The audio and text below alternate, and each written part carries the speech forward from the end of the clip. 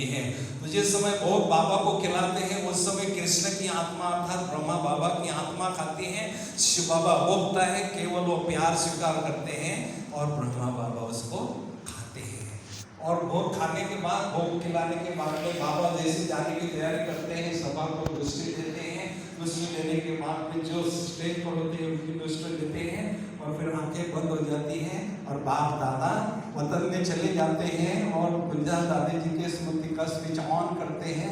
कहते बच्चे मेरा काम तो पूरा हो गया, अभी जाओ अपने शरीर का रथ ले लो, का ध्यान रखो। तो दादी आती है और अपने शरीर में और ऐसी चल पड़ती। मैंने कहा दादी 8 घंटा 10 घंटा आपके शरीर में बाबा रहते, आपको पैरों में सुनने से नहीं आती है क्या, वो चिट्ठियाँ नहीं आती है क्या? कहते नहीं, मैं तो वहाँ साउंड स्लीप में रहती हूँ, दूसरे दिन 1-2 घंटा में एक्स्ट्रा रेस्ट लेती हूँ और मैं ठीक हो जाती हूँ। बात 1987 की है। 1200 विदेशी मधुबन में थे, मुरली चलाई, बाबा 7:30 बजे आए, मुरली चलाई, मुरली के बाद सारी रात बच्चों को मिलते गए।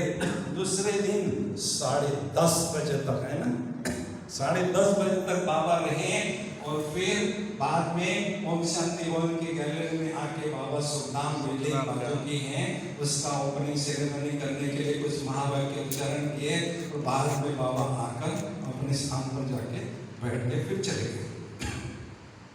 16 घंटा, कितने घंटा? 16 घंटा बाबा उनके तन में रहे और चेहरे पर वही फ्रेशनेस जो पहले मिनट में थी, लास्ट मिनट में चेहरे पर वही फ्रेशनेस है। और एक ही बैठक है, हम 1 घंटा बैठे, तांगे इधर के उधर करते हैं, वॉशरूम जाना इधर जाना है। तो ये शक्ति बताती है ये कोई साधु संत महात्मा धर्मात्मा पुण्यात्मा नहीं है, स्वयं भगवान है, सर्वशक्तिमान है, तत्वों को अपने कंट्रोल में लेकर उनके द्वारा सेवा कराते हैं। ये उसका कमाल है। तो कई कहते हैं भाई अभी तो दृष्टि लेना है ना बाबा से, वो पीएम टीवी पर टीवी का तो और नजदीक से दृष्टि लेते हैं, लेकिन नहीं, मधुबन है, सारे विश्व के ग्लोब पर मधुबन सबसे पावरफुल स्थान है। वहाँ जाना, बाबा से मिलना, ये उनके समीप जाना और वहाँ की आत्माओं के साथ, दादियों के साथ बहुत अच्छी तरह से अपना पॉजिटिव कर्मिक अकाउंट बनाना, ये बहुत जरूरी है। क्योंकि जो यज्ञ से समीप यहाँ रहते हैं वो सतयुग में भी राजधानी में समीप रहते हैं।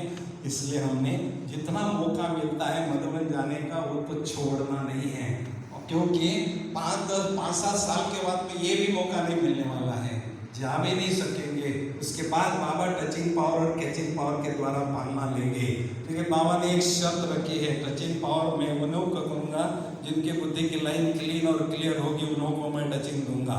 क्लीन माना व्यर्थ और नेगेटिव से फ्री, क्लियर माना नॉट एंगेज्ड।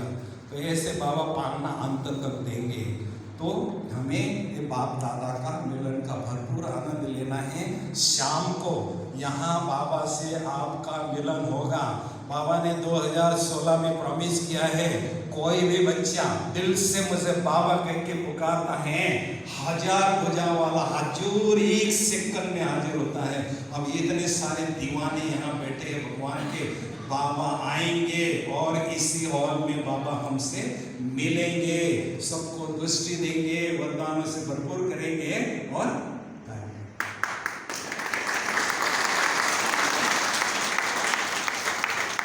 तो आपको अभी से स्थिति अपनी पावरफुल बनाना है। निराकारी स्थिति में सोमान में रहने का अभ्यास अभी से ही करना है। तो संध्या के समय जो आपका बाबा का मिलन होना होगा, दीदियाँ यहाँ खड़ी होकर दृष्टि देगी, उसका भी मिलन बाबा, बहुत मजा आएगा। 6-8 बजे तक बाबा आपको खूब भरपूर करेंगे वरदानों से, शक्तियों से, बहुत मजा आएगा जो कभी आया नहीं होगा। ऐसा भी मजा आपको आ सकता है, ये मेरा विश्वास है। ओम शांति।